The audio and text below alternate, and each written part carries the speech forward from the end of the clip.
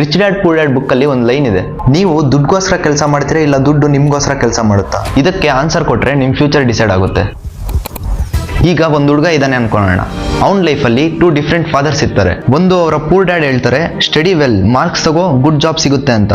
ಅವ್ರ ಫೋಕಸ್ ಎಲ್ಲ job security ಮೇಲೆ ಇತ್ತು. ಇನ್ನೊಂದು ಅವರ rich dad, completely different mind set.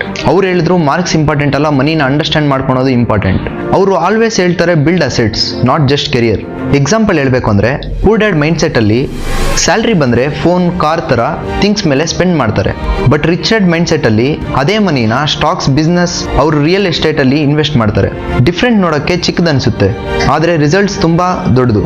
ಒಂದು ಸೈಡ್ ಜನರು ಲೈಫ್ ಫುಲ್ ವರ್ಕ್ ಮಾಡ್ತಾರೆ, ಇನ್ನೊಂದು ಸೈಡ್ ಮನಿ ಅವ್ರ ಜೊತೆ ವರ್ಕ್ ಮಾಡುತ್ತೆ. ಇವಾಗ ಹೇಳಿ, ನೀವು ದುಡ್ಗೆ ಕೆಲಸ ಮಾಡ್ತೀರಾ ಇಲ್ಲ ದುಡ್ಡು ನಿಮ್ಗೆ ಕೆಲಸ ಮಾಡ್ಬೇಕಾ ಅಂತ? ರಿಚ್ ಮೈಂಡ್ ಸೆಟ್ ಬೇಕು ಅಂದ್ರೆ ರಿಚ್ ಅಂತ ಕಮೆಂಟ್ ಮಾಡಿ.